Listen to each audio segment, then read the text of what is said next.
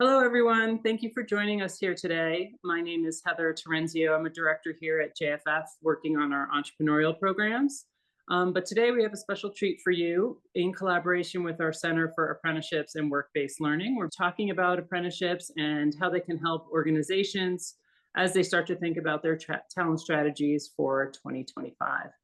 And I have with me here today two amazing, brilliant entrepreneurs who are building companies with this very thought in mind. And so I'd like to get started with some intros to meet our entrepreneurs here today.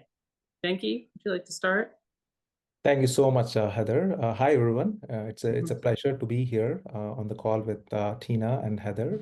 My name is Venki Mandapati. I'm the co-founder of a company called UpSquad. UpSquad actually transforms talent into qualified professionals. We help candidates connect with the right kind of trainings to help them get access to the high demand vacancy positions across industries. Thank you. Awesome. Thank you, Venki. Tina, would you like to introduce yourself? Yes. Hello, everybody. Thank you, Heather. Good to see you, Venki. I'm Tina Zwolinski. I'm the CEO and co-founder of Skillionaire Games by Skillsgapp. And our career games are virtual apprenticeship video games where players can try on different jobs, get exposed to the in-demand industries, and learn about job descriptions, salaries, companies, and pathways like apprenticeships that are right around where they're playing and can connect to those right from the game. Thanks, Tina. I love the approach of gaming around apprenticeships. I feel like that's really new, something I hadn't heard much of before. Can you talk to how the gaming community or how the gaming process has helped contribute to awareness around apprenticeships? Yeah, absolutely. And we talk about this at all, the Horizon Conference on the impact that we want to have over the next 5 years on the workforce. And so awareness around apprenticeships is going to be critical. It's a hands-on experience. It's one of the key ways that people can really experience their interest around jobs through apprenticeships. And so a challenge that we're seeing is just the misconceptions around apprenticeships. So what can we do to help that to get more people into apprenticeships? So a lot of youth, adults think of apprenticeships as maybe more focused on the skilled trades. So how can we create awareness around the fact that you could have an apprenticeship in a lab in life sciences, working on a pharmaceutical, or in advanced manufacturing, working with robotics, or things like that. So it's really high-end in-demand careers. And then youth not understanding the benefits of what an apprenticeship could have for them could potentially limit their career options and future potential earnings with not knowing that could be a way to advance their careers. And then the third area of focus that we look at is barriers. Like, how can we reach more where maybe we think about the rural areas or lack of transportation? So when we were focusing on how can we have an impact with awareness around apprenticeships, career gaming really gave us, like, from mobile phones, that you can reach anybody wherever they are, and it kind of removes those barriers and allows people to try on those jobs and then learn that, oh, there's an apprenticeship doing this same thing right up the street. So it really helps that access as well. Thanks for that, Tina. That's really interesting. Venki, I'm curious with UpSquad, how do you guys think about awareness and getting people to understand the benefits of apprenticeship programs?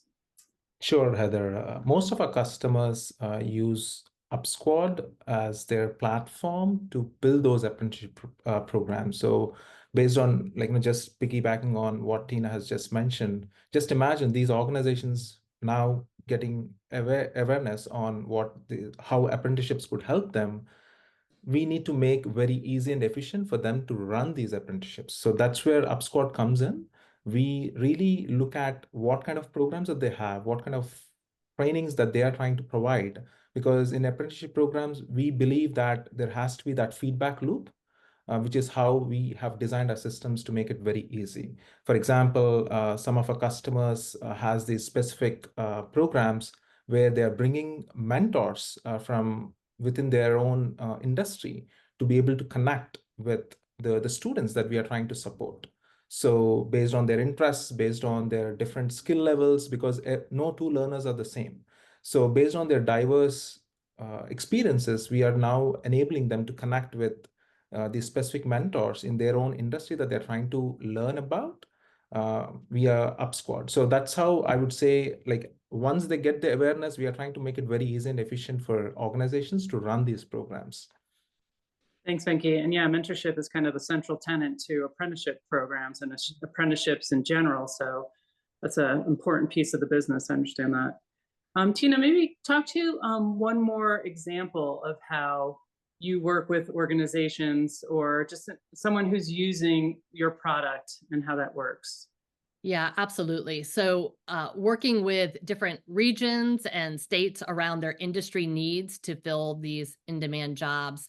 So within our games, I'm going to speak to apprenticeship since that's what we're talking about today. And Venki, what you said about the interest is really important. So within our games, they're able to identify the interest of the players and kind of mentor them into some options for roles with apprenticeships that would be a good fit for their interest and their skill levels and what they're doing within the gameplay. So for example, in Oregon, with the life science game, we're working with Oregon Bio. They have an apprenticeship program, 18 years or older, and the job is in biomanufacturing. So when our players are in the manufacturing part of the game and they're learning these different skills, we're introducing in the narrative about what an apprenticeship is and what you can learn from it and the benefits of it.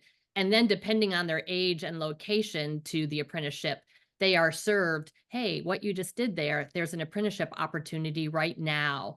And so they can connect to that and fill out the application. So it really creates removing barriers, direct access, and an understanding of, oh, I like what I'm doing. This might be of interest to me, which ultimately benefits the company having the apprenticeship because now they're getting someone that has an interest in it and therefore may in the long term stay in the workforce.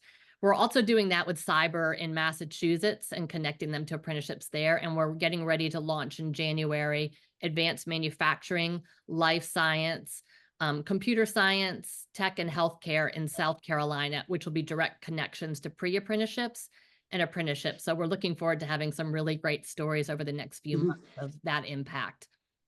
Thank you, Tina. That is really impactful. It's great to hear that. Venki, I'd love to hear from you too. Like, just give us some examples of how people are using your product to advance apprenticeship programs.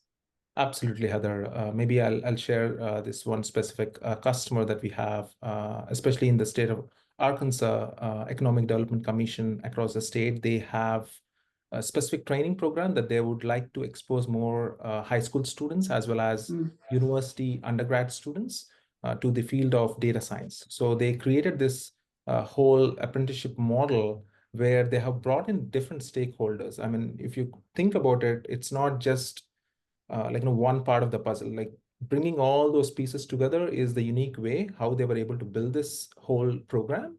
Imagine students in the community and researchers and professors in data science are now helping these students. And the best part is even employers across the state are also being part of this ecosystem. So over a period of couple of months every summer, Economic Development Commission in Arkansas is training these students with specific skills. And the best part is they're also getting exposure to real world scenarios where in those within few weeks that they were able to actually build real-time projects, which is going to be helpful for them to actually showcase what projects that they are working on. So that's one part of it. And the most engagement that we have seen in communities like this is actually sharing these success stories. We have these customers for more than 3+ years now, and they would actually also do longitudinal tracking. How are these students who are going through these training programs are actually getting benefited and getting employed by these employers who are also helping them with these skills over a period of time. So that's the best part that we have seen, where they're also sharing great success stories of the skills that they're learning. And in fact, we made it very easy for students with just using our web and mobile apps. They could actually just record a quick short video, how these skills have transformed them into what they were actually getting trained on. And that is one specific example. We have got customers across the state of Illinois, Tennessee, Arkansas, having very similar programs, but in various different industries. But that's what I would say. We have seen some great success around. Thank you so much for that, Venki. So actually, just given that, I'm sure a lot of the people watching here today are going to start thinking about, well, how can I get more involved in apprenticeship programs? As I'm starting to think about my 2025 talent strategy, and do I just do the same old I've been doing for the past 20 years, or do we start thinking about something different? So given all these amazing success stories you just shared, what would you say to an employer out there who's looking to get started in apprenticeship programs, looking to modernize their talent strategy? How would they even get started working with a company like you to get these kinds of programs off the ground? And maybe Tina, we'll start with you. Tell us your thoughts. Yeah, absolutely. I think first and foremost is we have to have people talking about it and understanding what it is. So when you think about launching one, let's think about how we can launch it successfully in that awareness. And that's how we would partner is let's create these where they're in the environment, where it becomes like a gamified virtual experience for that same apprenticeship. And then it connects that local talent to their apprenticeship programs. And then while they're there, they can continue on site and then virtually learning more about that industry and maybe discover other job opportunities that they have interest in and can ask about that while in the apprenticeship. So I think overall we can help support a really vetted person in the workforce of the future. Thank you, Tina. Venki, what are your thoughts for partnering with organizations going forward in 2025? Yeah, so if you're an employer listening to this, and most of the employers that we have seen based on our customers historically, employers might already have partners in their communities, in their cities, in their states that you're already working with. So we want to hear that and also share what strategies that are working with some of our customers, because some of the most difficult part is how do we keep those engagement going throughout those years where students has easy access to employers. So that's what we are trying to bridge. So if you're an employer who are looking to really connect those dots very seamlessly, I'm happy to share more details on how we are doing for our existing customers and also share some of the ways that we could partner in order to help engage. Whether it's the students, the partners, the nonprofits sometimes in your area are also partners that you could be leveraging. We make it very easy for you to connect all those dots in one ecosystem. So thank you, Venki. I am, for one, I'm so grateful that organizations like UpSquad and Skillionaire Games exist to help these organizations start thinking about their talent strategies in different kinds of ways going into 2025. And I hope everyone listening here today will reach out to Tina and Venki about helping them to think through what their new talent pipeline will look like, how they can make it more efficient, more streamlined, and get the best talent that they need, because we all know that you can't build a great company without great talent, and these companies are here to help. So Tina, Venki, thank you so much for sharing all this knowledge. I feel like we got so much out there in a relatively short amount of time. Your input here was really inspirational and invaluable. So thank you so much. Thanks everyone to listening here today. Appreciate the Center for Apprenticeships and Work-Based Learning for sponsoring these sessions. And thank you very much. And I hope you'll reach out and we'll hear from you soon. Thank you all.